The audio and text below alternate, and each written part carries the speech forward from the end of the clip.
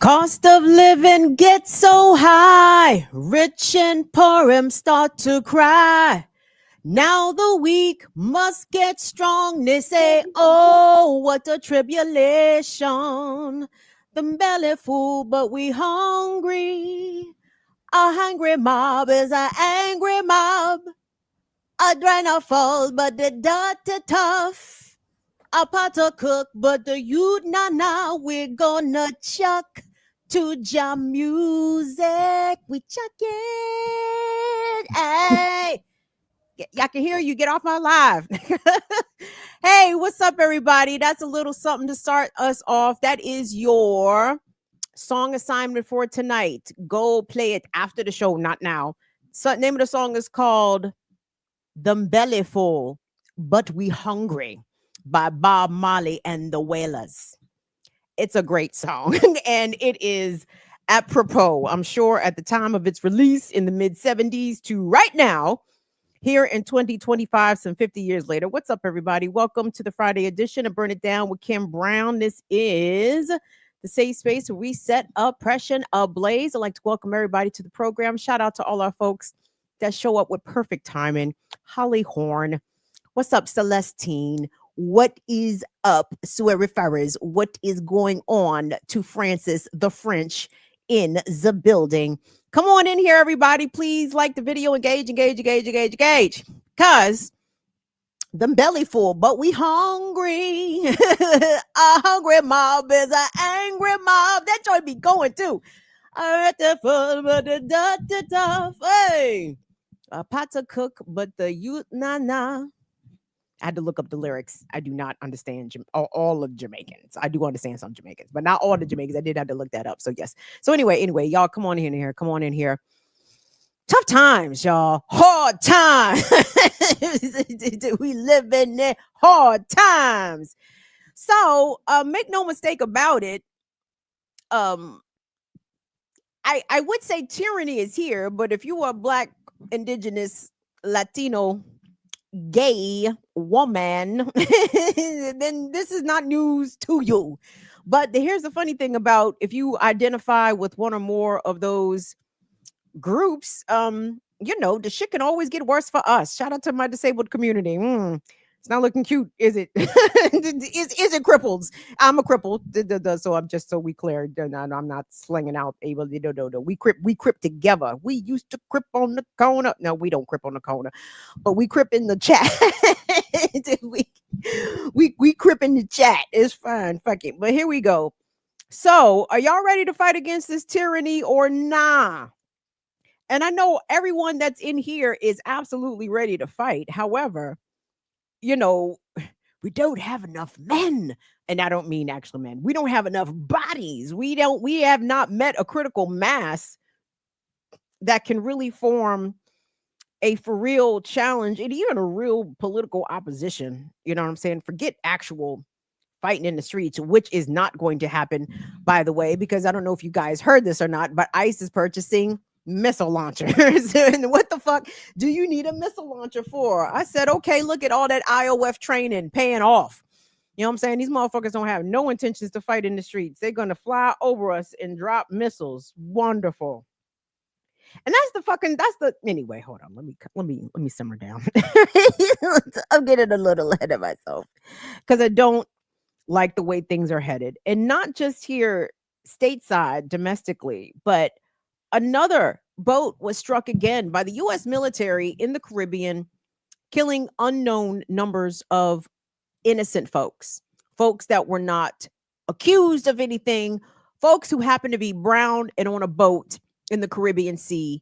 And Trump, aka Adolf, the HH, Mr. HH himself, just decided to obliterate them unjustly, unlawfully, but those terms mean nothing to the American regime. Not that they ever have. So hold on. Where are we going to start here, you guys? Come on in here, because I don't dig it. So, in terms of what is our level of compliance going to be with the subsequent years of the Trump regime that remain.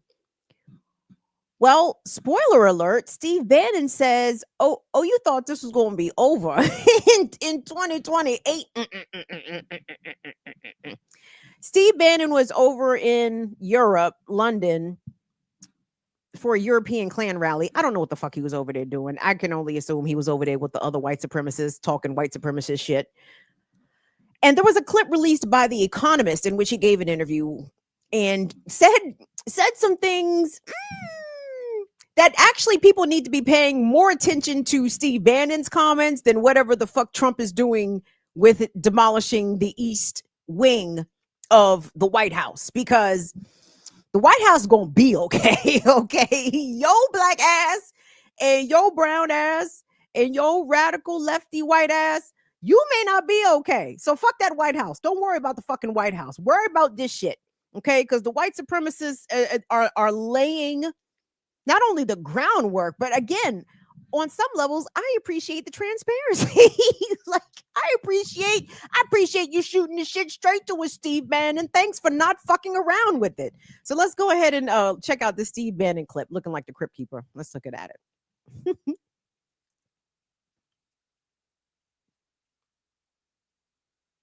Trump, he's going to get a third term. So Trump 28, Trump is going to be president 28, and people just ought to get accommodated with that. So what about the 22nd Amendment? There's many different alternatives. At the appropriate time, we'll lay out what the plan is, but there's a plan. We had longer odds in 16 and longer odds in 24 than we got in 28. And President Trump will be the president of the United States, and the country needs him to be president of the United States. We have to finish what we started. Trump is a vehicle. I know this will drive you guys crazy, but he's a vehicle of divine providence. He's an instrument. He's very imperfect. He's not churchy, not particularly religious, but he's an instrument of divine will. And you can tell this of how he's pulled this off.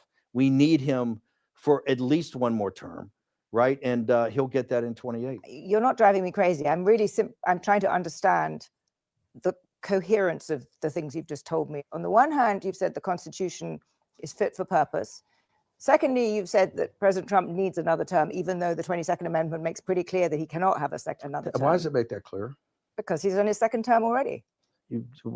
At some point in time, we will make sure we go through Zanny and define all those terms. But you will be undermining the spirit of that amendment, even if you find some way around it. If the American people, with the mechanisms we have, put Trump back in office, are the American people tearing up the Constitution? Would that be tearing up? Well, would the American people be going against the spirit of the Constitution, ma'am?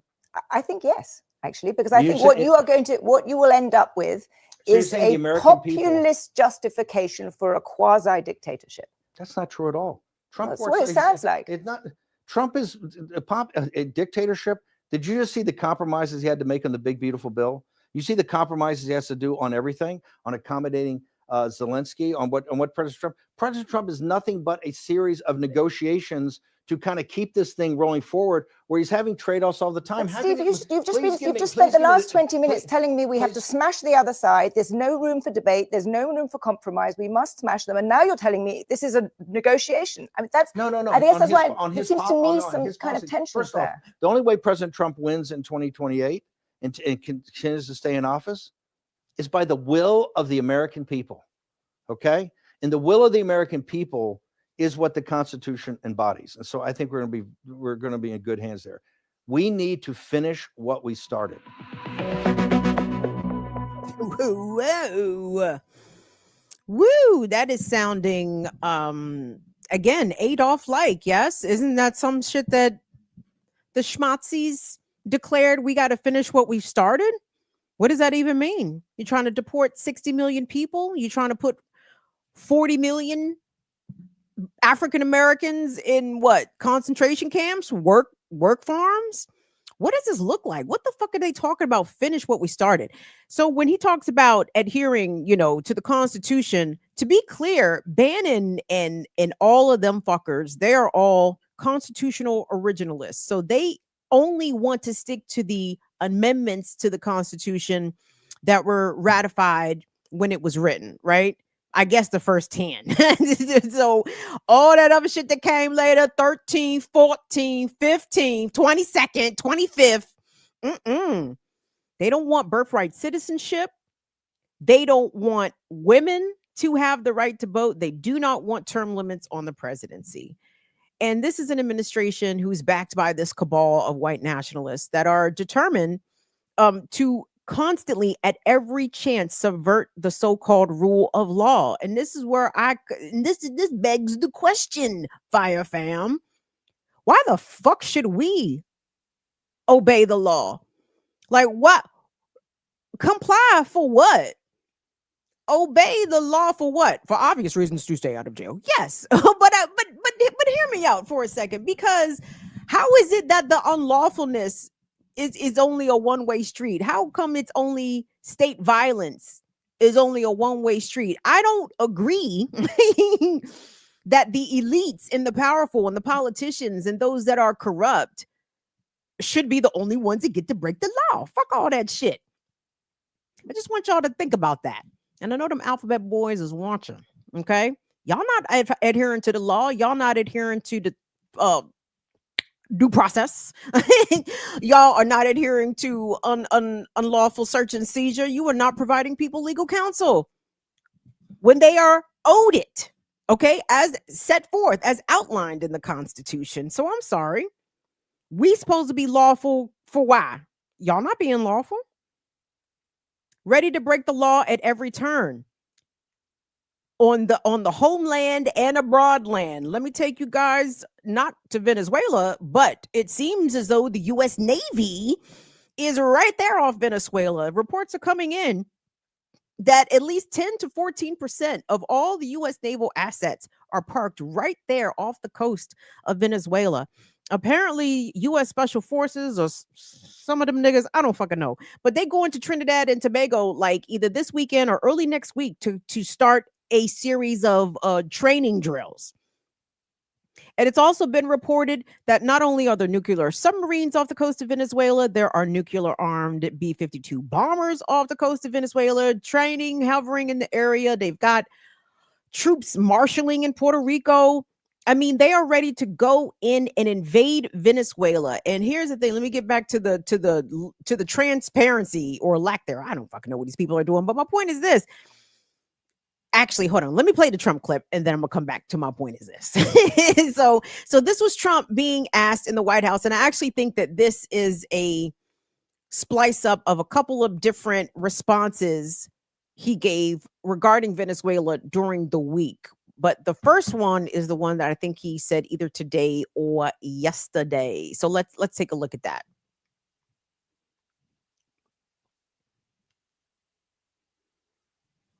Declaring war against these cartels, and Congress is likely to, Mr. President, if you are declaring war against these cartels and Congress is likely to approve of that process, why not just ask for a declaration of war?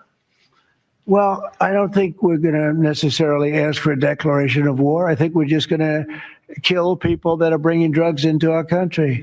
Okay, we're going to kill them. You know, they're going to be like dead. The president of Venezuela called the strike on the boat illegal. Are you concerned that Maduro might escalate something? No, what's illegal are the drugs that were on the boat and the drugs that are being sent into our country.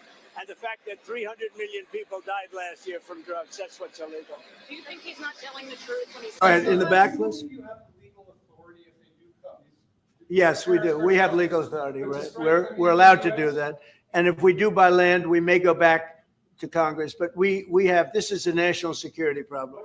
They killed 300,000 people last year, drugs, these drugs coming in. They killed 300,000 Americans last year. And that gives you legal authority. We have a national security. And Mr. President, if you are declaring... There we go. So he claims they have legal authority. He's lying. They have no legal authority whatsoever. In fact, the United States doesn't seem to adhere to any international laws because they constantly bomb unilaterally, extrajudiciously people in other countries all the time, from the Middle East or the West Asia, however you want to put it, to the African continent. And now the U.S. is turning its eyes once again to Latin America. And it's like, I know people of a certain age who remember all the coups and destabilization that the United States did in Colombia, in Chile, Bolivia, Ecuador, Venezuela, a couple of times, right? And listen to Trump talking about, well, we may have to do it by land. We may do it. This nigga can't even fucking talk. This is the most. I could not believe that I could have heard another inarticulate president worse than George W. Bush. But here we are with DJT. Can't get his nigga trying to spit his darts. Can't even spit them. This is illegal, everybody. What is the context? What is the pretext for invading Venezuela? Let's be serious. Because I remember, at least with Iraq and Afghanistan, the United States had experienced 9/11. And for all its bullshit, and it was plenty bullshit, right? The people could at least point to something and be like, see, something happened to us. Somebody did something, an attack against this nation. And even though it was manufactured consent, the populace could kind of see the logic, even though it was absolute bullshit, regardless. So what's the pretext in this one? I'm sorry, drugs, you say? So you think if Nicolas Maduro is deposed, what, ain't no more drugs? Be serious. I wish he would take the same sort of approach towards the Sackler family, right? Is he sending nuclear armed B-52s over the Sackler family compound, wherever the fuck it is? I'm sure it's enormous and expansive. Like, where you want to talk about drugs?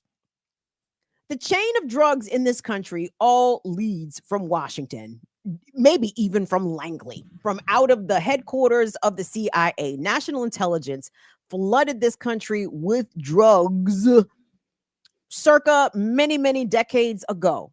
There were heroin epidemics in this country, fueled in part by the Vietnam War, in which a lot of poppy, opium, whatever, was transported from Vietnam to the United States, making it very easy for people to quickly get addicted to drugs and heroin. Then, of course, it's been very well documented and proven that the CIA flooded the streets of Black America, in particular, urban areas, I should say, with crack cocaine, getting a generation and a half addicted to crack cocaine and dealing with the traumatic after effects of that. And then in comes, what came after crack, y'all? I guess it was the pills. Into the Sacklers, right? $2 billion. That was their fine that I don't even think that they actually paid, but they made goo gobs of money by selling hillbilly heroin to rural, usually white folks, because by this time they had stopped giving Black people pain medicine in the hospital. So they wasn't even giving Black folks them hydrocodone prescriptions. You know what I'm saying? No, that was for Becky and them. Becky and Karen was getting fucked up off that hillbilly heroin. And where was that coming from? Again, we were in Afghanistan, where opium and poppy are grown and harvested. And I think I even saw that in the little Sackler movie I saw, that they had a direct pipeline from Afghanistan to bring in the poppy plants to get that heroin into them pills. So I'm sorry, where does Venezuela play a part in this? And the fact is they don't.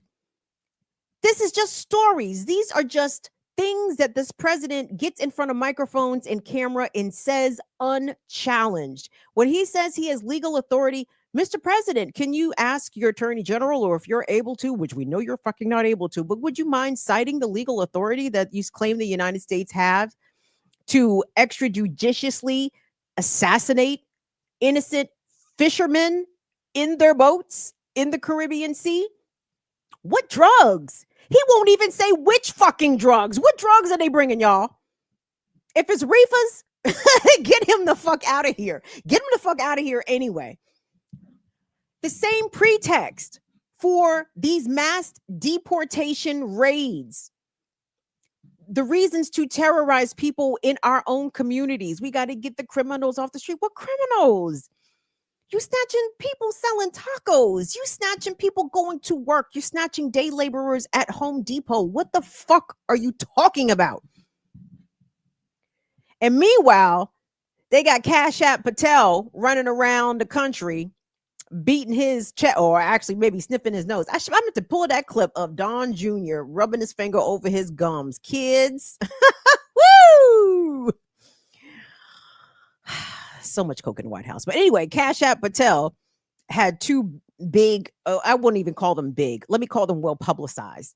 I'm sure you guys heard about the so-called gambling ring bust where they arrested Chauncey Billups, the head coach for the Portland Trail Blazers, and is it Terry Rozier who plays for the Miami Heat? And then they named all these mob families, the Bonanno, the Gambinos. I said, nigga, what is this, 95? What the fuck is you talking about? But how come, if it was such a big gambling ring with the sports betting and all of this shit and the mob is involved, why am I only seeing Chauncey Billups' black ass up there? I'm sorry, Chauncey was the fucking mastermind. This was his idea. Cash App is a fucking piece of shit. And what was the other one? Oh, they did a big drug bust today up in Philadelphia, up in the Kensington area. Philly, you keep me posted. Let's see what that looks like in a couple of weeks, right?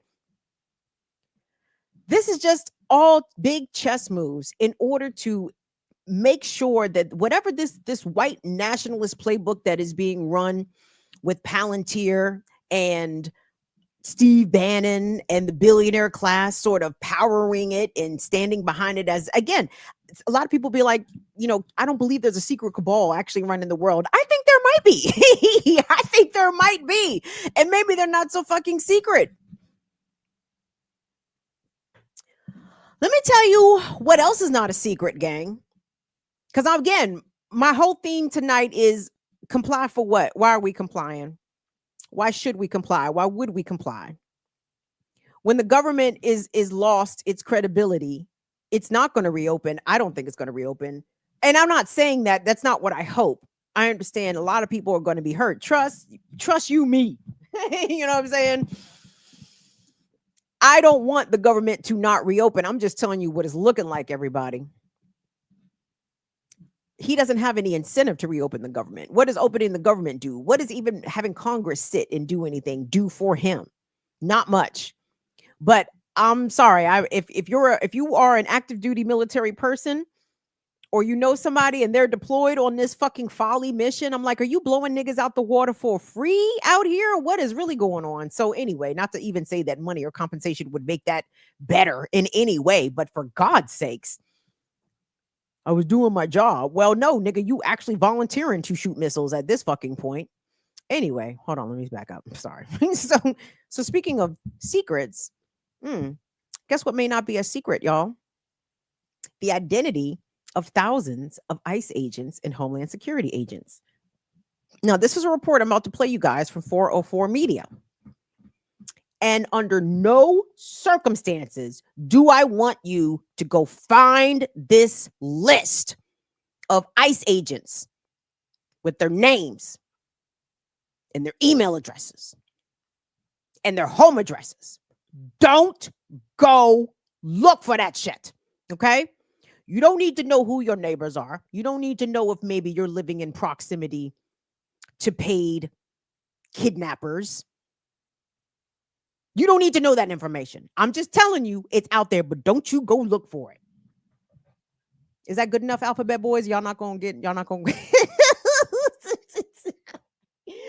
I putting enough distance between me and this deplorable, reprehensible hacking operation that has now outed the identities of thousands of federally paid kidnappers? Hey, you guys, shout out to Latif, by the way. Latif is over here pushing buttons. Big up Latif. Flame emojis up in the chat for Latif.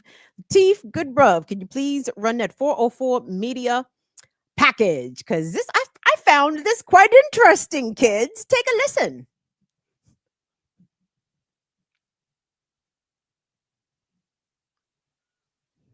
ICE officials. Doxing ICE officials. Recently, a hacking group called Scattered Lapsus Hunters, it's a strange name, long story, don't worry about it.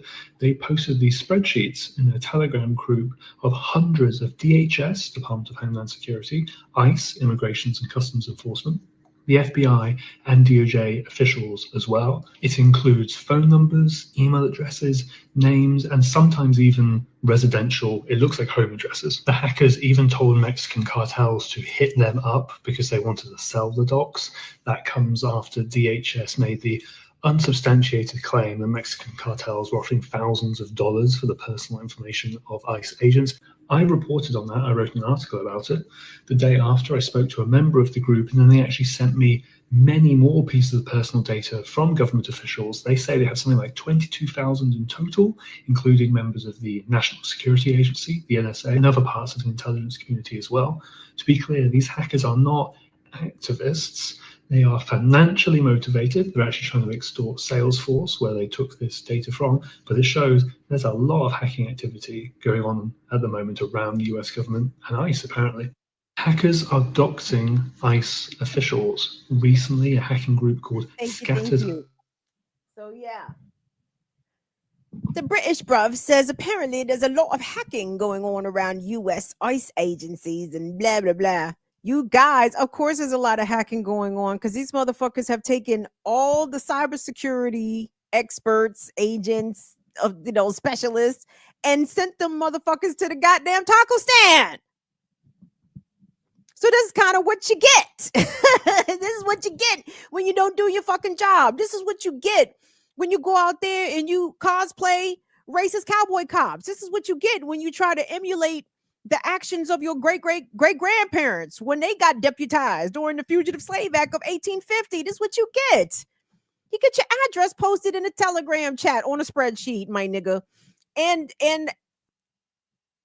these individuals, according to the reporter there from 404 Media, these are not folks that have obtained this information and are publishing this information because it's the right thing to do. No, they're trying to extort money from Salesforce, which you guys know is a payroll operation like ADT or whatever.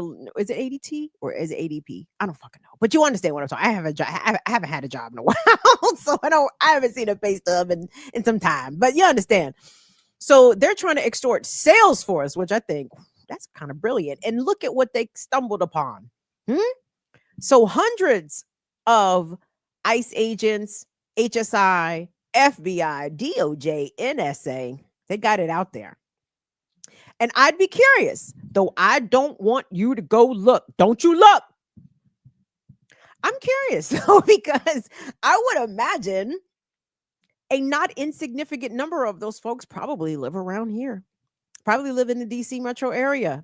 The National Security Agency, NSA, is located in Fort Meade, Maryland. That's the next town over from where I grew up. I would love to know who the ICE agents are locally. Hey, not for the No Kings protest, but there was another protest maybe the week before in my area. And I was talking to some of the organizers, good white folks. These white folks came out and they're like, we can't have our neighbors being taken. I said, that is right, Paige. Yes, Paige. Tell them. Cannot have our neighbors taken. Anyway.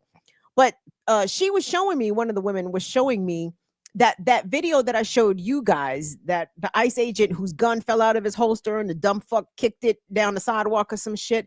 She told me that nigga is like assigned to this area, like where we live. Like he's like he's our fucking ICE agent for this area. I said, what? I said, I would love to know who he is because he must commute. He must be local. Who is he? Don't you go look. And if you find out anybody in Central Maryland is ICE and NSA, don't tell me because I'm gonna tell everybody. Okay, don't tell Kim. I'm gonna come on here and read that shit off. Mr. Johnson, living at 555. Don't give me that information, baby, because I'm gonna do the wrong things with it. Because here's the thing, you guys, we got the holiday season fast approaching, and not to say that should make a difference as it pertains to where we are in our situation, but y'all, the time for social shunning is right now. Like, if we not go get out there and put hands and feet on these motherfuckers, though I wish we could, but they are armed and they are scared and are not inclined to hand-to-hand combat. No, they just ready to shoot and ask questions later. Unfortunately for us. However, the social shunning, oh, there's nothing illegal about that. There's nothing even immoral about that. I'm not even kidding you guys. If you know somebody, acquainted with, friends with their partner, or your kid goes to school with, and your kid's friend's dad is blah, blah, blah, you have to immediately excommunicate those folks in the way that you can. You have to make them feel uncomfortable in their real, actual lives. Here's what I'd like to see happen. Hypothetically speaking, of course, for entertainment purposes only. So let's say that some of this information provided by the hacker group is able to connect names and faces and even maybe geographical locations. Hypothetically speaking, wouldn't it be fucking cool to maybe see wanted posters of Homeland Security or ICE agents like at the Safeway?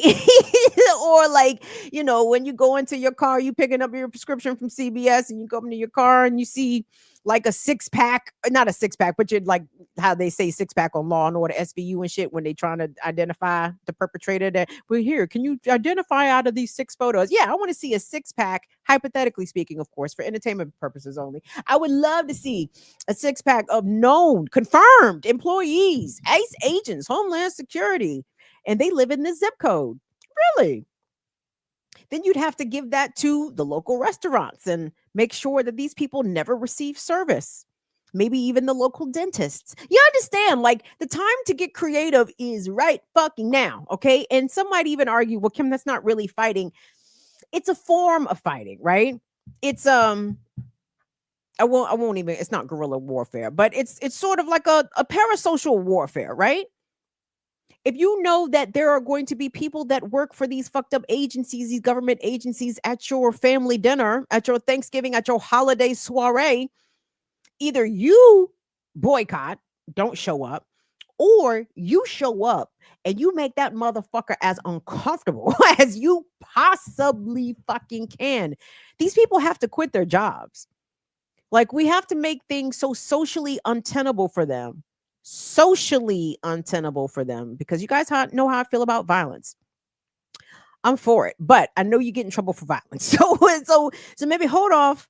Let's the violence, stand back and stand by. Hold off. Let the violence relax for a second. Let's isolate these people. Let's outcast them socially. They can't do anything without being made to feel uncomfortable and told directly to their faces that they're kidnapping pieces of shit. You are a Nazi, okay? And if you don't believe me, check the Young Republicans group chat, okay? You guys love doing the Nazisms. So that's what it is. So now, how are we supposed to treat Nazis, everybody? With courtesy? with deference? With manners? No. Are these motherfuckers treating the people that they are encountering with courtesy, with respect, with deference? Not at all. So that treatment needs to be reciprocated, okay? I really appreciate the work of the hackers. Do more.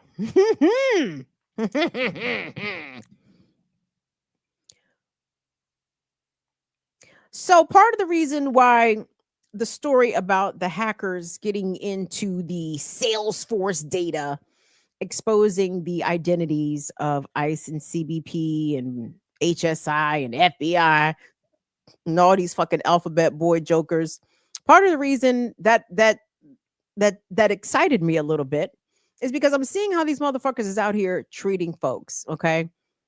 Chicago, one place, Los Angeles, another, the whole of SoCal, Rosalba. I'm seeing what the fuck is going on in San Diego. Like, it's not getting better. It's not letting up. It's accelerating. It's becoming more heavy-handed.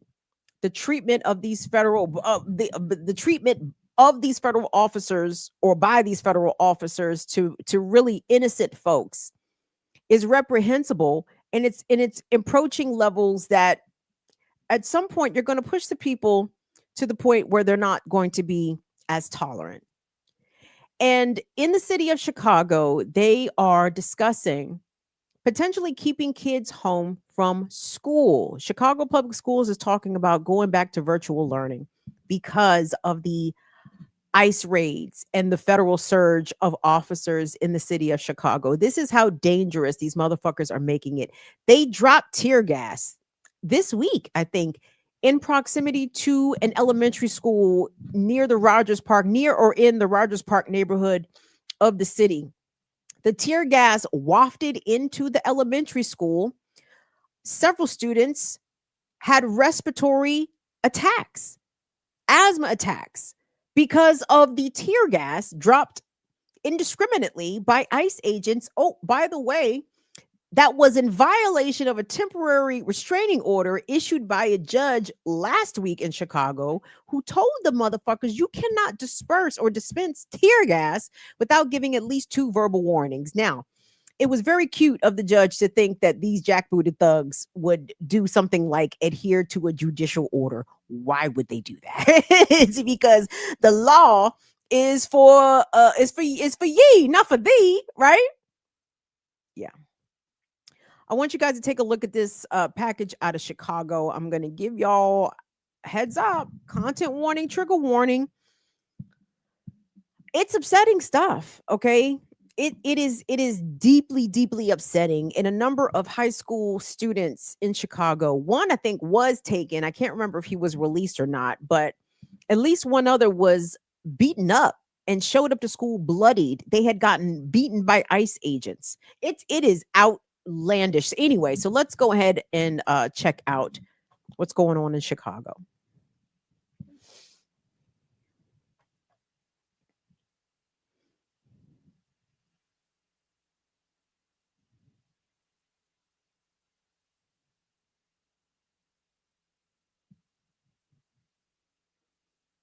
No sound.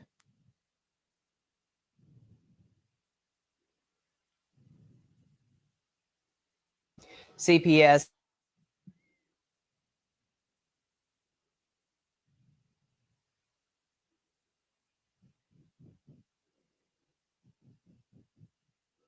No sound.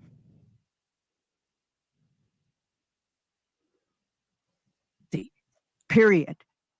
CPS interim CEO Macklin King saying tonight that schools are also seeing other interactions near schools. Our parents are I'm sorry. Can you start from the beginning? Learning if possible. It is an emergency. Period. Also seen other interactions near schools. Our parents are asking for remote learning if possible. It is an emergency. Period. CPS interim CEO Macklin King saying tonight that schools are the safest place for students to be. The student was among those detained during federal operations in Little Village today. New video tonight showing these tense moments and agents using tear gas against protesters gathering near a discount mall. This is the second day in a row we've seen confrontations with agents in that neighborhood. And tonight there are questions about the use of tear gas and whether agents violated a court order to issue warnings first. Border Patrol Chief Greg Bovino appearing to be among those deploying that gas. ABC 7's Trey Ward has details on what happened and the new order from a judge tonight. After what happened here at Little Village Discount Mall, attorneys are now accusing federal agents of simply ignoring a temporary restraining order that set strict guidelines on the use of tear gas. A new federal complaint now taking aim at the man who led the charge. Amid the fray and chemical smoke deployments during this ICE protest in Little Village this morning, federal agents started acting aggressive, pushing the protesters away. Again, it was all peaceful protesters. Is this image of Border Patrol Chief Gregory Bovino appearing to show him throwing tear gas, quote, without justification, according to a new federal complaint that could soon be under courtroom scrutiny. Attorneys for Lovey and Lovey filing a notice of violation in federal court today regarding that use of tear gas. This comes after a federal judge earlier this month blocked agents from using gas and other riot control weapons without giving 2 warnings or against people who pose no threat. Certainly the government's going to make its arguments here. Maybe they'll argue that the agent had no choice but to throw the tear gas. He felt there was immediate threats. He gave the requisite warnings. It was the only method he could use to secure his own protection or the safety of his officers. Among the multiple people seen detained by federal officers, Help me! What are y'all doing? Was a 17-year-old student after he apparently joined the demonstration while on his way to school at Benito Juarez Community Academy in Pilsen. We blurred his face since he was later released without charges. I marked a junior student absent. Not because that student was sick, it was because ICE had snatched him up on his way to school. It's a sense of unease, it's a sense of anger and frustration. It's a lot of students calling in or parents calling in and saying, I don't feel safe. We've reached out to DHS and CBP for comment, but have not heard back. Bovino was already set to appear in court on November 5th, but now a federal judge wants to hear more about what unfolded here at this discount mall and has ordered more than double the time for questioning Bovino while he's under oath. Also seen other interactions near school. All right. You know, I wonder sometimes how come more people in this country are not up at arms about these scenes that are playing out with people arbitrarily being snatched off the street, kids being put in handcuffs and zip ties, and then people having their car windows bashed out as they are getting literally snatched from their vehicles, right? Why are so many people comfortable with this? I mean, there's even a lot of people rooting for this, right? The MAGA cult, they love this shit, right? What's the reason in this Judeo-Christian nation? why do the Judeo-Christians get so entertained and tickled by scenes of horror and brutality? Because that is what America is, okay? The only thing exceptional about America is our ability and our bloodthirstiness for people suffering, especially non-white people, especially poor people. America can't get enough of seeing marginalized folks suffer, okay?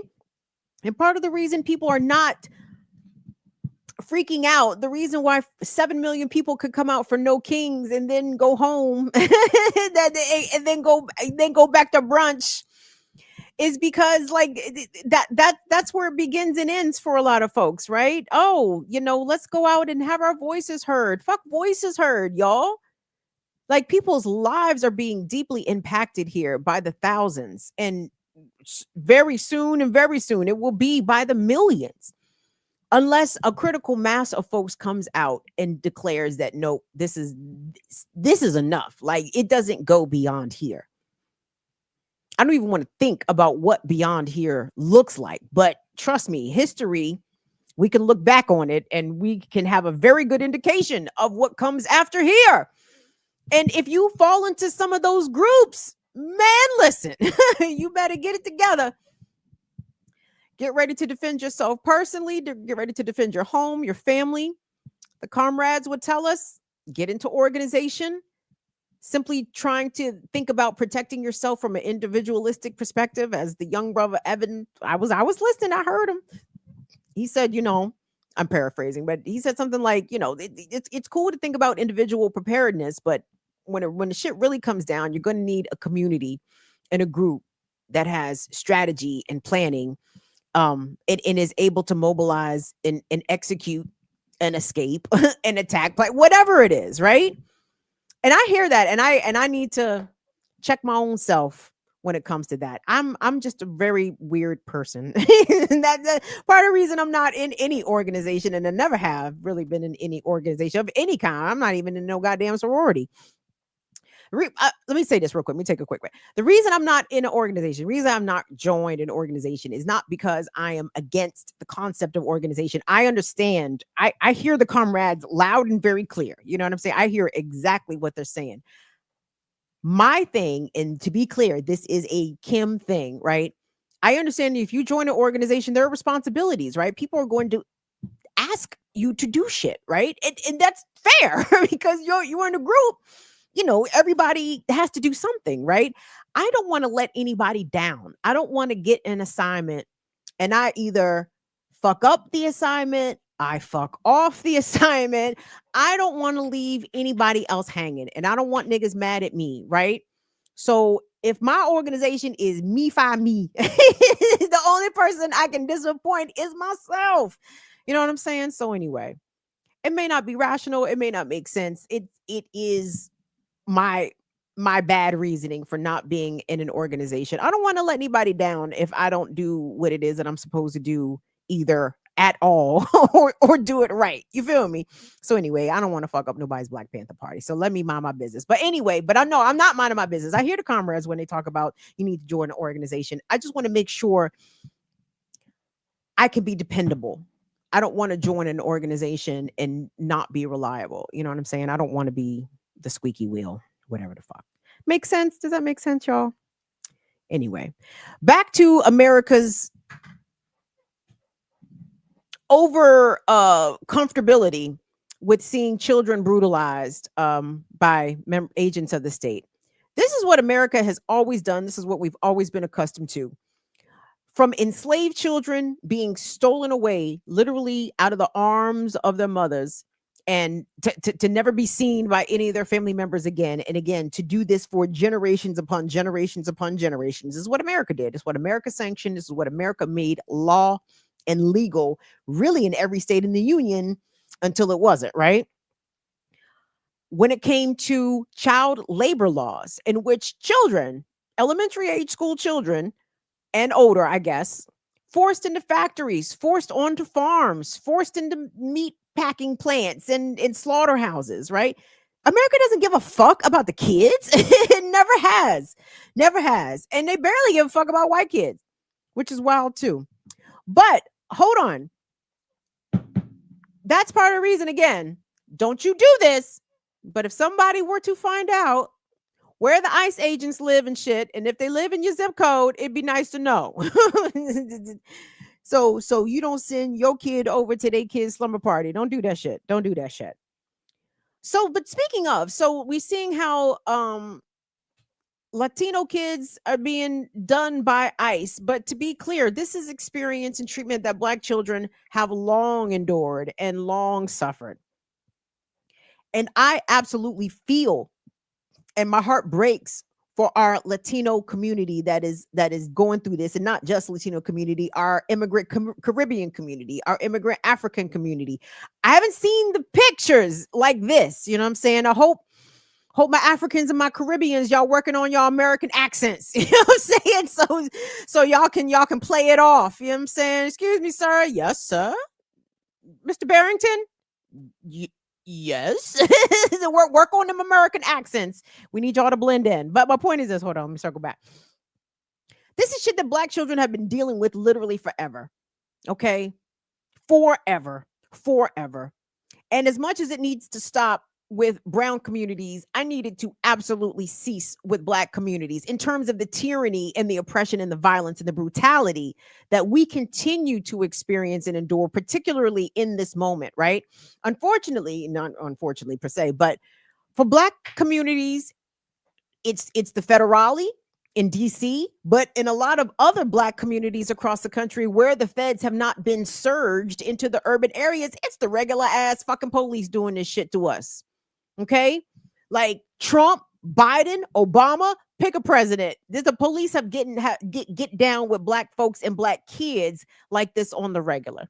So I want to show you guys a story coming out of Baltimore County, Maryland. Okay, you guys probably didn't hear the story because it's being treated like it's no big deal. In fact, another media outlet that I saw a package for. I almost pulled the package too because I didn't appreciate the tone. It was a little flippant, but I selected this package that we're going to run here from WMAR because it spoke with the young man, the victim of this I can only call it violence and brutality. Now, fortunately, the child survived, to be clear here. We're talking about a Black teenager at his high school, and the AI technology, the artificial intelligence technology that I guess Baltimore County Public Schools have implemented to detect weapons and to alert police when weapons, whatever the fuck, violence, disruption, disorder, I'm not exactly sure what the explanation for using this AI technology is, but it almost cost a Black teenager his life after fucking football practice, y'all. It's not being treated as a big deal because the kids survive. But I'm sorry, when children and anybody is traumatized and brutalized, it is not only just noteworthy, but it's something to definitely pay attention to. So let's go ahead and run that package, please.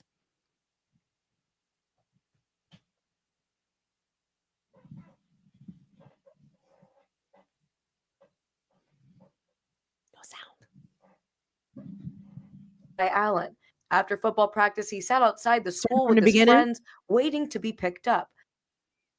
He ate a bag of Doritos for 16-year-old Kenwood High School student.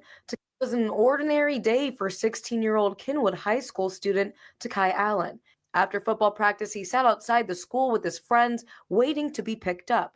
He ate a bag of Doritos and crumpled it up in his pocket when he was done. But he had no idea that action would lead to guns in his face 20 minutes later.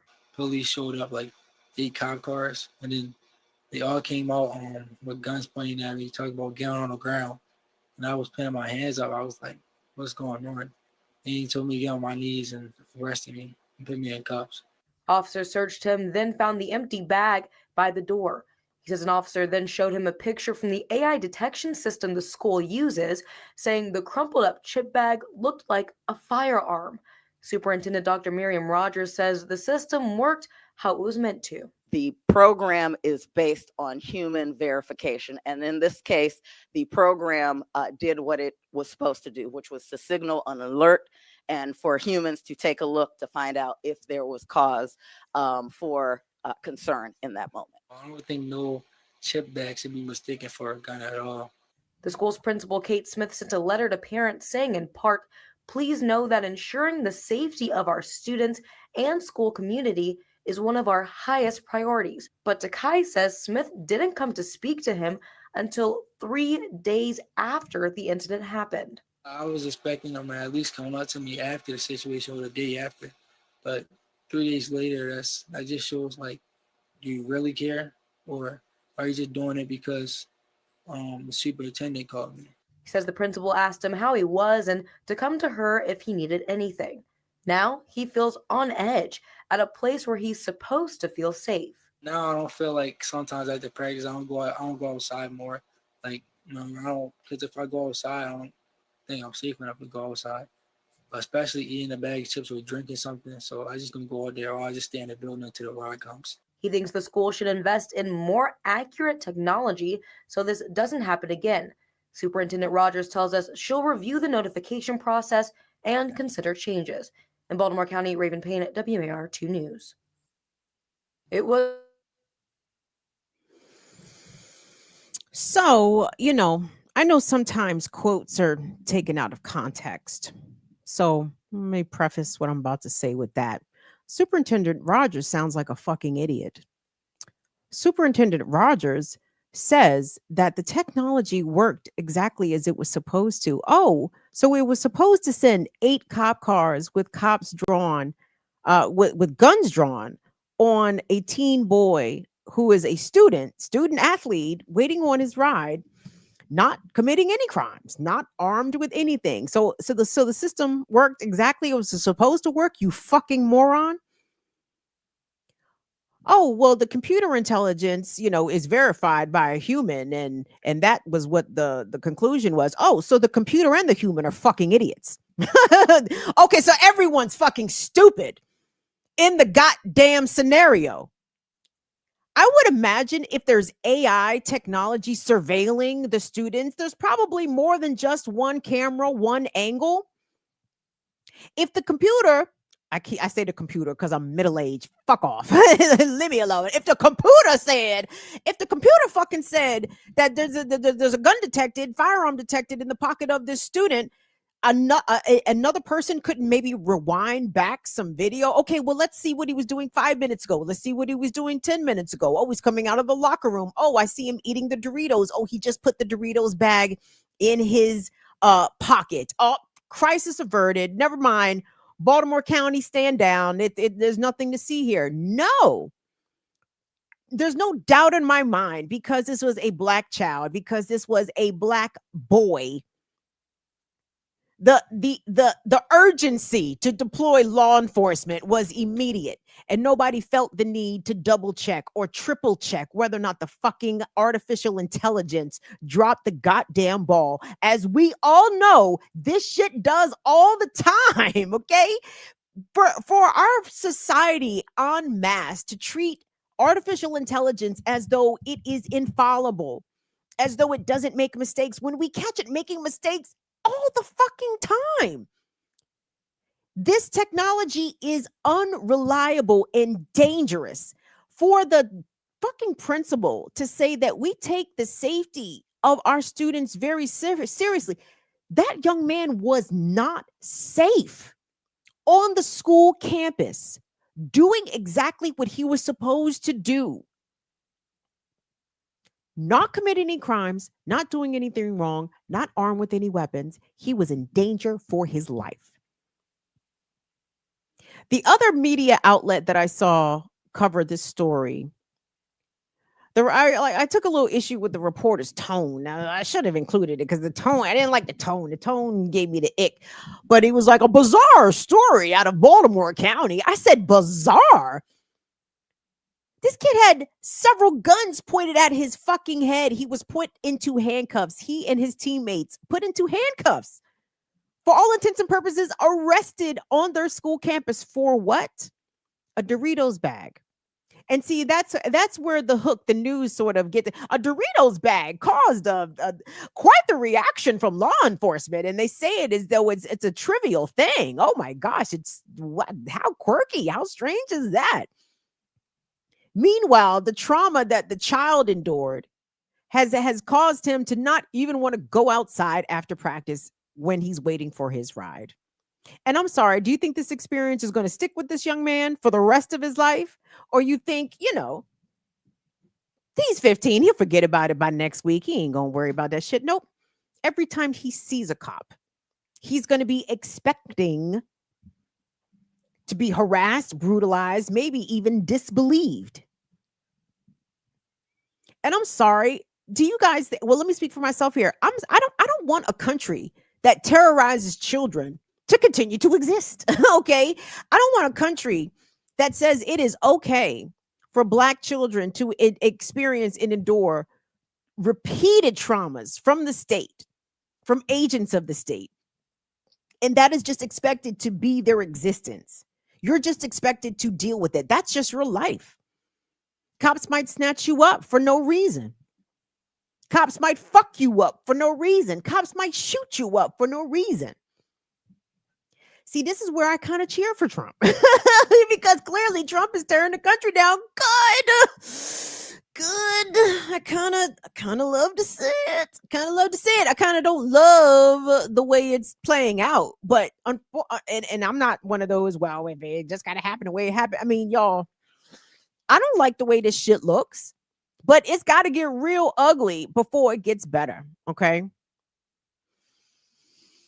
That story enraged me, and I couldn't even imagine if that was my child. And that's part of the reason. Look at God. That's why I ain't got no goddamn kids, because God don't want me in jail. God does not want me in jail for how this fucked up system and how ergo by default sometimes these crackers and these cracker adjacent Negroes would treat our Black children. And if I had pushed one of them black children out of my vagina and the fucking cops pulled guns on my son, I'm gonna holler at the hacktivist. Hey, badge number 6741. Where does he live? Tell me. I'd like to know. See, that's the thing, everybody. They've got us believing that we have to play by the rules. I disagree. We have folks out here, who don't have good reputations. We should play on that. What do I mean by that? I'm talking about there are folks among us in our communities, in our families, even in our peer circles, folks that ain't got shit to lose, right? And I'm not suggesting that they sacrifice themselves for the all of us, but what I'm saying is we need some courageous folks to step it up and do what needs to be done, okay? And there's a lot of things that need to be done. Let me circle back to the hacking for a second. I think there's got to be ways for us to combat the surveillance state. I don't think it's a foregone conclusion, again, that we just should expect that we're just going to be surveilled all the time. Part of the reason why the surveillance state is so successful has a lot to do with these traffic cameras, has a lot to do with these flock cameras, right? And several years ago, when DC started implementing speed cameras, and it got to be ridiculous, like everybody was getting tickets, like it was outrageous. There was a brave and still unknown individual. I should have pulled it up. This is from years ago. This might have been as many as 5 to 7 years ago. There was a guy going around town dousing these speed cameras with a flammable liquid and setting them alight. And the city and the region cheered. Everybody cheered. And of course, the police made threats. If we find whoever is destroying city property, we're going to burn the home, blah, blah, blah, blah. Okay. These license plate readers, these flock cameras, these traffic cameras, they are getting us a lot. And I know some people, this is all hypothetical, by the way, all this for entertainment purposes only. I'm just talking. Don't pay me no attention. I'm just talking. But I'm saying, though, this is a country with 440 million guns. A lot of people practice with them guns. You know what I'm saying? A lot of these cameras, not hard to find. Even like the state DOT cameras, Department of Transportation cameras, shit. You can go on Maryland State Department of Transportation right now, and they'll tell you the exact location of the cameras. Go to Baltimore City Department of Transportation, they will tell you the exact location of the cameras. Just be ashamed if something happened to them. I'm just saying, you know what I'm saying? And I know people, are good with long range shots. You know what I'm saying? Good. You know what I'm saying? I've seen them. Niggas be posted up, be taking shit out from a quarter mile away. I said, that's good shooting, Tex. That's good shooting, Tex. I'm just saying.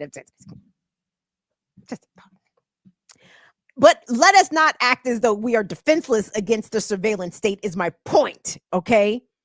It's time to nut the fuck up, everybody. Kim Brown, I'm talking to your ass too, okay? It's time to nut the fuck up, y'all. Nut up.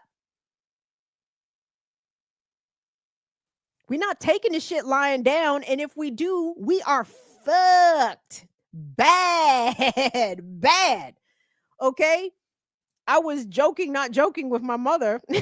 I said, if shit hit the fan, mama, and they send the bus around, come on, we're going to take everybody to the blah, blah. I said, don't you dare get on that goddamn bus. No, it's a no. The state trying to round you up and take you any fucking where, the answer is no. You don't even answer the goddamn door, okay? These are the times that we are living in. Trump has been in office since January, bitch. It is not quite November. This motherfucker is out here making moves, shaking and baking. And speaking of Washington, D.C., we haven't talked about D.C. in a while. D.C. still occupied, National Guard still very much on the streets of D.C. Maybe not in quite the numbers, maybe not as visible. It depends. Maybe I'm not the right one to even speak on that because I know I don't really be in a city like that. But I know they were posted up for a while outside of Union Station, the Amtrak station downtown. I'm hearing that they're not there anymore. I was downtown maybe a couple of weeks ago, and we did see a couple of National Guards, but it was just 2 of them out there, mighty lonely. they didn't look like they was doing shit. They were just standing the fuck around, right? This is what Trump got these niggas out here doing, just standing the fuck around, sucking up the clock, right?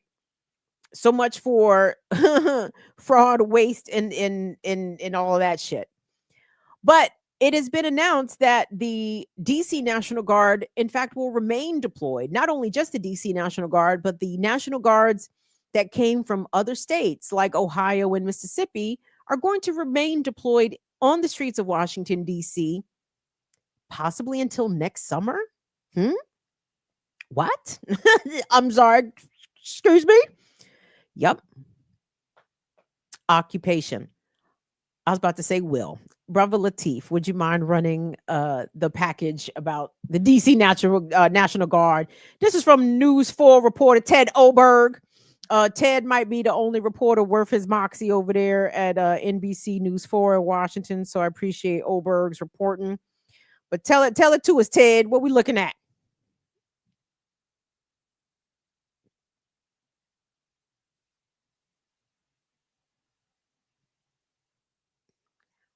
Attorney General say the guards likely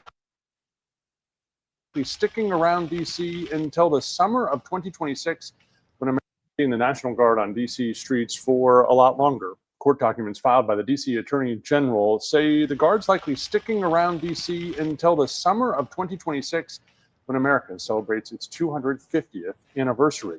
The documents are part of a lawsuit in which the DC Attorney General is trying to get the Guard sent home. And it's not just the length of this deployment they're disagreeing with, it's what the Guard is doing in DC too. Documents filed in this lawsuit confirm Guard commanders remind everyone our soldiers are deputized federal law enforcement. And more court records show the Marshal Service waived basic law enforcement training requirements and law enforcement experience requirements on Guard members deputized to work in DC. Those members do have to be screened by their Guard unit for compliance with DoD rules and make sure they have no pending internal investigations. Other documents in this lawsuit show Guard members aren't just armed, but can request handcuffs for their work in DC as well. The DC attorney says much of it violates the Posse Comitatus Act. It's an old US law, but it prohibits military members from policing American streets. The Guard referred us to the White House with questions we had about all of this, and we've not heard back from the White House. A hearing is set soon to let a judge decide what's going on. At last check, the Guard had nearly 2,500 members from DC and 8 other states deployed here in the district. I'm Ted Oberg from the News 4 IT. You can find me anywhere on social at TedNBC4. We should all get... Yep. So we should all get used to seeing U.S. National Guard, DC National Guard, and National Guards from other states, basically state militias, remaining on the streets of Washington, D.C. And as we've seen videos here, and not so much National Guard per se, but the federal surge of agents across the alphabet boy, landscape, everybody from FBI to ICE to Secret Service, they was throwing everybody out in the DC neighborhoods to do what? To stop people from smoking outside, for open containers? No. All of this was about harassment and intimidation. And using a show of force to remind folks. By the way, I mean, of course I'm gonna say this, but I'm sorry, y'all. Black folks around here is different. All right. Black folks around here, in DC, emancipation came to Black people in Washington, DC, I believe 2 years before Lincoln even signed the Emancipation Proclamation, right? Even prior to that, the number of free Black people living between DC and Maryland, I don't know about Virginia, but DC and Maryland for sure. There was so many free Black people, especially living in Maryland in particular, between Baltimore City and Prince George's County. White folks were a little uncomfortable with the number of free Blacks because the populations were almost similar, meaning there were as many free blacks as there were whites. All right. So the mentality of black folks around here, defiant could be one way to describe us. But again, you're talking about a group of black folks that already know that we're not inferior. You know what I'm saying? We are not lesser than any white on any situation at any level of governance or professionalism or anything, right? So you already talk about uppity niggas. And I don't mean via our economic or our social status. I'm talking about niggas that aren't scared of white people and have not been scared of white people for lots and lots and lots of generations. Okay. So to crack down hard on groups of black people like that, Chi-Town too, same way, right? That's why they're going so hard at DC and Chicago, right? They want to make sure that the niggas is in check, the Spanish niggas is in check, and that y'all know that white supremacy and white rule is on the way, okay? And it's a very it's sobering to see these things happen in such quick succession. And in my opinion, there be such little response or little pushback against it, right? But when you look historically, I mean, yeah, this is how Mussolini took power. This is all how Adolf took power. Like, the playbook is being executed almost to the T. I mean, you kind of almost got to give Steve Bannon and Stephen Miller tip of the hat. You know what I'm saying? It's like, oh, okay. Y'all had y'all shit together. Okay, very good. I'm very tired. So are we going to comply or what? Everybody in compliance? What are we doing? What does it look like? What is, and I'm talking about all forms of resistance, right? I'm hoping that folks will actively pick a general strike date and do that shit and do that. The levers of power need to be brought to heel, and economically, especially in America, for capitalism is the best way to do that. Maybe the most efficient way to do that. We have done general strikes in this country before. Okay. We haven't done any in our lifetime, but now is an excellent time to not only propose it, but to do it again. Okay. Because Trump is letting us know that he is the executive on steroids. The judiciary, the court system, it's been neutered. It has no power. The way that those ICE agents are flagrantly disregarding judges' orders in Chicago as it pertains to disbursement orders and wearing masks and all that. Same thing in California. Didn't California just pass the law? Didn't Gavin Newsom punk ass sign the law? Was it a state law or was it citywide in LA? I think it was state law, right? That you police and law enforcement cannot be masked, I guess, unless they're SWAT team or undercover or whatever. Are these so-called ICE agents, are they adhering to that? Absolutely not. So who's going to make the Trump administration themselves obey the law? They are the opposite of a law and order administration because they are breaking every single norm and decorum that they can possibly think of. But they're expecting us to adhere and obey and comply with perfection. Yeah. How do we resist and stay free? Therein lies the rub. How do we resist and stay free? Because okay, I won't say we can't help nobody in jail. That's a lie. A lot of minds get freed whilst incarcerated. So I won't be like, we know when you're no good to anybody in jail. No, that's not necessarily true either. But I think you are a lot better off on the outside than you are on the inside. Is that right, Yippa? How we gonna resist and stay free, everybody? Well, I think one of the first things that we can do is to try to make sure that you don't tell on yourself. So if you do intend, a little civil disobedience, yeah, or if you're a hacktivist or you plan on visiting some of these traffic cameras, do yourself a favor and don't get caught. Let's start there. Okay, this is where the kids fall down at. I feel like Gen Z actually could be their criminality could be really good. The problem is they want to show everybody what they did, and that's bad criminality. Okay, that is going to jail criminality. Gen Z, you can't do it all for the gram, baby. You got to leave the phone at home if you're going to do fuck shit. If you're going to do shit that's going to catch you a charge, don't tell on yourself. Leave your cell phone at home because your cell phone is a snitch. Okay, are we clear? Don't document your crimes. Okay, don't do that shit and post the shit on the internet and be like, oh, look at the fun shit we did. No, the police is going to come knocking at your door and they're going to pull you out in the middle of the night in handcuffs, and your mother's going to be very upset. So if you're going to do some shit, don't tell on your fucking self. Let's start there.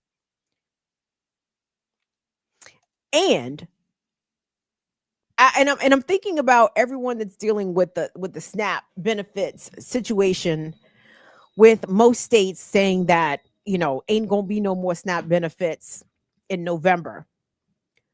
I'm thinking that I think this is going to be a real revelatory moment for a lot of folks, right? I think particularly for the folks for the Caucasus Mountains. I feel like there's just more shame this is my perception. I may have this wrong. I just feel as though Black people, like when I was on food stamps, I'm not on food stamps currently, but I was a recipient of SNAP maybe for about a year. And then I got a job, and then, I wasn't eligible for SNAP anymore. And then when I lost the job, I never reapplied. I don't know, because they all in my goddamn business. Like, mind your motherfucking business, state of Maryland. Y'all ain't got to be all my goddamn business. So anyway, I didn't but my point is this. I didn't have any shame going right to Safeway and swiping that motherfucking card and getting me a pound of shrimp, some steaks, some good Parmesan Reggiano cheese, the Parmesan and the wedge. Don't get that shredded shit. It don't melt as good. Get the wedge and then hand shred it. You know what I'm saying? Get me, yeah, buddy. If you're going to do SNAP, do SNAP. You feel me? But I feel as though in white America, there's a lot of shame associated with poverty, maybe, or even with using food stamps, or even admitting that you receive government assistance. And when the shit shuts off, I think you're going to see desperation from corners of folks that, maybe might be a little bit more quiet about their economic struggles, but when they're not able to feed their families, they're not going to be able to remain quiet, right? Them belly full, but we hungry. A hungry mob is an angry mob. That's what's going to happen. But they're going to turn their ire against the wrong people. Correct. Are they going to show up out front of the White House as Trump flaunts a $300 million ballroom in their fucking face? Wow. Can you even call Social Security while the government is shut down? Is anybody answering the phone at the Social Security Administration? Like these government agencies in which people who usually require some sort of assistance. I mean, is anybody answering the phone or what? And Trump is playing right in these people's faces, and they're going to accept it because unfortunately they're weak and they're very ignorant, and they enjoy doing and participating in a racist system more than they enjoy thriving and surviving. Scratching and surviving bad times. Doing the racism is got to be so much fun. That's the only reason I would probably like to be white for maybe about 20 minutes. Let me see what this whiteness is like for about 20 minutes. Let me go be racist real quick. Is it that much fun? Is it that much of a thrill? Is it an adrenaline shot? Is it like, what is it? To the extent that you will do the racism and fuck up your own self at the same time. It's pathological. Okay. It's some shit that will never make any sense. And unfortunately, here we are in the 21st century. We've seen this 150 years, maybe more by now. Like, as Black folks. We thought there was, some good white folks, and there are some. It's just not enough. We need about 4 million more frannies, 40 million more frannies. In fact, it's not enough. It's not enough. And y'all got to get out there and recruit. I don't know. Y'all got to save the souls. Y'all remember Indiana Jones in the Temple of Doom when Indy had drank the Indian poison? I don't know. And the nigga had turned mean and shit. Like he was bad Batman. And then Short Round, he was like, Andy, wake up. And he hit him with the with the torch, and he hit him with the fire, and he went, Harrison Ford. Woo! It was a hot dish back in them days. Yes, indeed. But anyway, he woke up, right? Short Round hit him with the fire and woke his ass up out of that evil stupor that he was in. That is what Black folks, we have been praying to Black and white Jesus, like, one of y'all, please,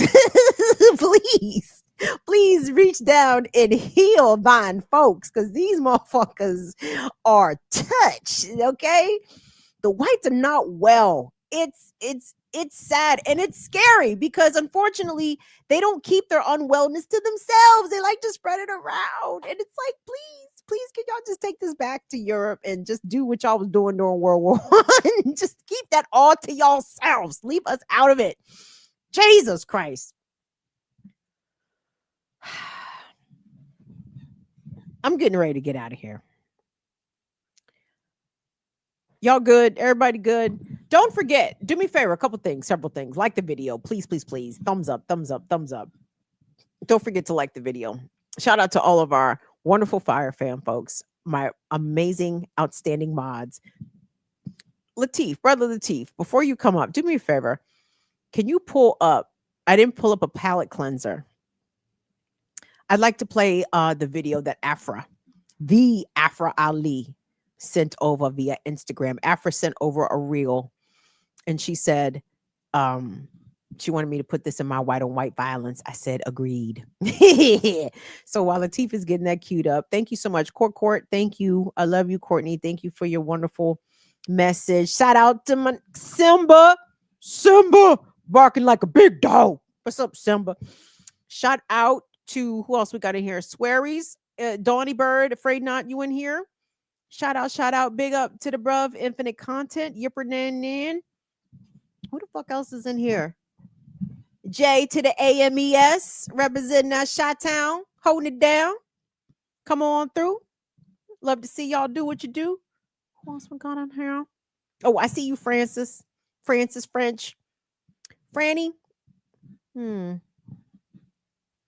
How we get more whites, Franny? How do we get more whites? Well, I can't say how do y'all get more whites? We need y'all to get out there and do the proselytizing to the people from the Caucasus Mountains, because they're gonna be fucked. Misery loves company. Remember that episode of the Cosby Show when Claire went on to the early morning TV show, the public affairs show, and the white men were all rude and condescending. And Claire, what did the blacks think about the Depression? What did your people think about the Depression? And Claire said, misery does not love company. All right, everybody. Well, that's our show today. Yeah. So anyway. The belly. Oh, don't forget, the belly full, but we hungry. Bob Marley and the Wailers. Y'all cue that up as soon as we log off. Let's see if you queuing up the video. The belly full, but we hungry. What else did I have? I feel like I had something else to tell y'all. Oh, we're still doing 20% off of BIDWKB hoodies. 15% off of BIDWKB long sleeve tees. If you click the merch link, which is around on the YouTube channel. Go get that. The stuff is on sale through November 16th, 17th, somewhere in there. No code needed. Get your warm weather gear, but I really want you to buy, so y'all can support the channel, right? So hurry up and buy. Hurry up and buy. Let's get to it. No, I know this is an off-pay week, so y'all hurry up and buy when y'all get paid. Thank you so much. We appreciate it. Oh, and if you want to run us regular support, Trey D, thank you so much for your Cash App support. Vera D, thank you so much for your PayPalage. And shout out, I think it was Leonard G from Venmo. Leonard sent a gift, which I'd never seen before on Venmo. And I think I was afraid of it. So I didn't touch it to open it to see what the gift was. Because, there's no slight to you, Leonard, specifically. But, men would be like, I got a gift for you. And it'd be their dick in a box. And it's like, okay. My shoe size is an 8 though, but all right. You know what I'm saying? So you got to anyway, that's just me being joshing around. Anyway, Brother Latif. Peace everybody. Peace fire fam. Guess it's a good time to jump in here now. So one, I'm having issues with the Instagram link because I'm not logged in. Two, I wanted to quickly give a shout out to Fronny Fawn and Nadia Vet Chambers for their super chats. Hey, you guys are at money. Thank you. Yes. So Fronny said, so I shouldn't dox ICE? Question mark. Copy that. Nadia says, I hear they want to bring back coverture from before women got legal personhood. Now it's like how people ran from Pinochet. Oh Jesus, I'm gonna mess his name up. Figueroa and Valdila in the 80s. So Pinochet, Figueroa, and Valdila in the 80s. It says, I hear that they want to bring back coverture from before women got legal personhood. Now it's like how people ran from Pinochet, Figueroa, and Pinochet. Okay, Pinochet. yes. Thank you for the correction. Got it. I'm like, who in the hell is Pinochet?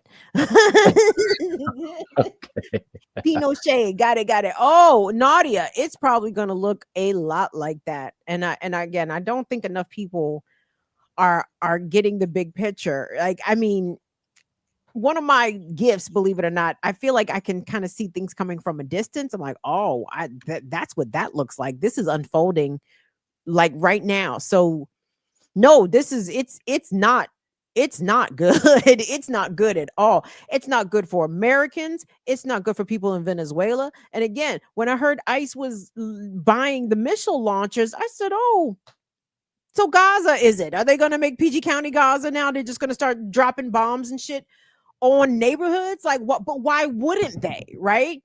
They endorsed that behavior. They supported that behavior. They gave surveillance and munitions to do exactly that to Palestinians. What the fuck makes us think that we're special? We're not. Okay?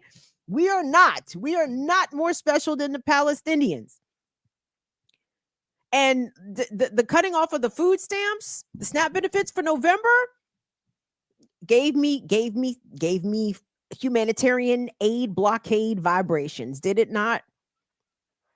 Like you really want to deny people food, eh? Where have we seen that before today, recently? So anyway, I'm sorry, brother. Speaking of food, I did have a palate cleanser queued up. I like to call it the levels of cracker or cracker spectrum. Uh-oh, y'all. Latif is over here ear doctoring me. So okay, Well, I was inspired to pull this because of how you like to point out the differences in between white people and crackers, or Yes. What's that saying you just say? All crackers are white, but not all whites are crackers. Franny, would you wear a t-shirt that said that all crackers are white, and on the back it said, but not all whites are crackers?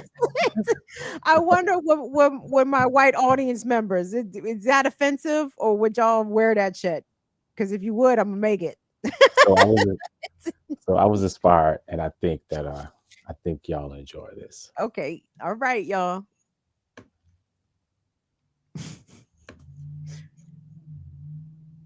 I'm belly full, but we hungry. A hungry mob is an angry mom. I ran off of Been like curious about this for a number of years now. Question. I've been like curious about this for a number of years now. I've been called a cracker multiple times in my life. It doesn't bother me. It's okay. But what I really want to know, and I'm dead ass, what I really want to know is there a grading system for the level of crackerness? Like, okay. No, hear me out. If like there's a white person who's really two-faced, are they like a flip cracker? There's a cracker on one side and a pretzel on the other. And if a white person's like actually really nice and genuinely chill and invited to the cookout, are they like a Ritz or like a buttery Toll House? Ooh, with marshmallow fluff. I'm fat, sorry. And like if a white person's really rude and disrespectful, are they like a saltine all dry and sawdusty? Or like the really snobby ones, those really weird, fancy, thin crackers that have that weird aftertaste? Like, I'm genuinely curious, okay? Because if I'm going to be called a cracker on occasion, I'd like to know what my score rating is on the cracker scale. You know, am I the cool, yummy Ritz? Am I just weird? Like, am I an oyster cracker?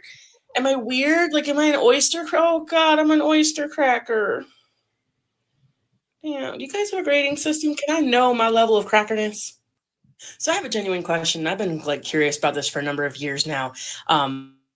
So my question in return is, what are the situations in which you have found yourself being called a cracker? Because I'm telling you, I don't use that term cracker lightly, although on here it seems that I do.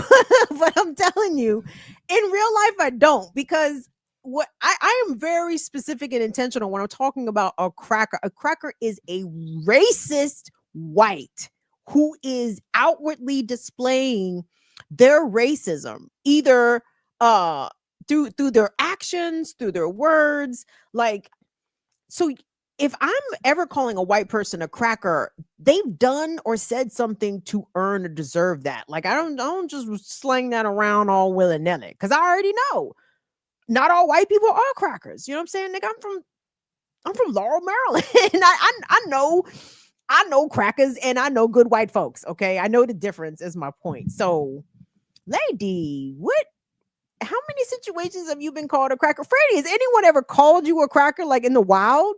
No, my white friends, chime in here. Like, seriously, have you been called a cracker unsolicited? Now, I know sometimes people catch strays, right? Because unfortunately, the good whites don't wear t-shirts. y'all don't wear the lanyards that says good white on them. And I don't even know if I would be comfortable if you did. But the point is, as Black people, and I guess maybe by extension non-white people, like, we don't know just from looking, usually, are you a cracker or no? So usually the cracker has announced themselves in a way, right? Lady, how many times you been called a cracker for what? Why have you been called a cracker? Now I have more questions, though. I do like the premise of it, though. So to be clear here, if you're not a racist white, you're not a cracker. You ain't no kind of cracker. You're not even a delicious cracker. You know what I'm saying? Because cracker is a bad derogatory term that, of course, no white folks have ever been hung from trees after being called cracker by Black folks, by the way. That's why she said she didn't give a fuck. That's the other thing. You can call white people a cracker all they want. They don't give a goddamn about being called a cracker, because, you know, none of their people ever swung from trees after being called crackers. Never, not once. Okay. So the fuck they care about being called a cracker by a Black person? They don't, because it doesn't hurt them. Never has. Chances are never will. So I have more questions for that lady. More questions. So anyway, Brother Lateef, thank you so much for pushing the buttons around here on a Friday. We very much appreciate it. Me especially, because I'll be waiting on these folks to do the call-ins, and they leave me up here for about 30-40 minutes talking to my goddamn self. So I appreciate being able to execute a show and not do a call-in show. But I love doing call-in shows too sometimes, but y'all be just leaving me up here to run my yam until y'all get the confidence, and that's fine. But thanks to Brother Lateef, we were able to actually execute a show. So thank you so much for that, Lateef. We appreciate it. Absolutely. The pleasure was mine. I work hard over here. What's that? I said the pleasure was mine. Absolutely. Because I be working hard over here. I understand. I understand it's not as easy as it looks. You know what I'm saying? That's why I appreciate, you being available to get tapped in to do. So thank you. Because there's stories that I want to talk about and bring to the folks. So there's that. All right, gang. Don't forget tomorrow, Saturdays with Renee, Black Liberation Media, 11 a.m. Eastern Time.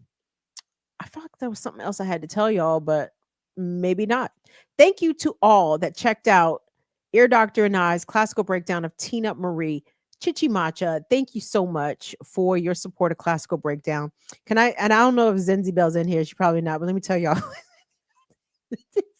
so y'all know Ear Doctor be on me during this shit. Hey, Kim, it looks like you're looking down to see if you got some support or not. No, I'm looking at the doc, but okay. So sometimes I lock my phone screen, I unlock it, and then I open Google Docs, and I'm blah, blah, blah, blah, and then I lock my phone again so I don't erroneously press buttons. So Zenzibel had actually ran us our first Cash App support. Thank you so much, Zenzibel. But in the message, she said, "Shut up already." And I said, "Okay, New York, thank you so much," because Ear Doctor, he gets a bit of an attitude when y'all don't run the support. I don't really get an attitude per se because I enjoy it. I like talking about the music. I appreciate the support, and thank you all so much for all that send and have sent. But y'all know how I do. It's like, whatever you can. Thank you guys so much for being here. Naka is like, no, run the fucking jewels. Are you niggas gonna send us some money or what? So when I saw Zenzibel's message, she sent us her Cash App support with the message, "Shut up already." And I said, right on.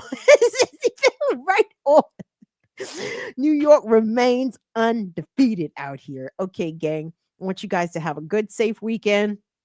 Head on a fucking swivel. Shout out to all the community response teams. Shout out to the people that are in organizations, doing actions, providing community support, strategizing. Thank you all so much for the work that you do. It is desperately needed. And it's time just to nut up, everybody. Protect your neck, guard your grill, do all the little and big stuff that you are able to do. If you are disabled, final message, I want you to make yourself as dangerous as you could possibly be. Oh, I did have one more thing to say. It's not going to run, I don't think, until January. Friend of the platform and friend in real life, Justine Barron. Justine is launching a podcast, and I think the podcast is called The Bubble People. And she's going to be interviewing different disabled folks. And she interviewed me, which I was so honored to be asked. Where was I going with that? I forgot. I was about to tell y'all something behind it. Oh. So in the interview, I said I want disabled people to make themselves dangerous, right? Because especially in these times when there's fucking jackbooted thugs out here plucking people off, snatching people, trust me, when they send the buses around to take people to the fucking camps, they're going to be trying to line us up first, the disabled, okay? Make them wish they hadn't. Nut Make up. them, huh? Make them wish they didn't have it. Nut up. Get ready.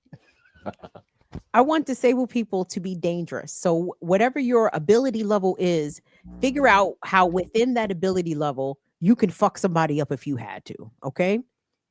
Fuck them up, hurt them, injure them to the point that you make them think twice. So if you're disabled, especially, make yourself dangerous, please and thank you. Have a good night, everybody. Thank you so much, Will and Molly and Brother Lateef, for all that you do. Fire fam, love you guys so much. See y'all back here Tuesday. Deuces, y'all. Deuce. Bye.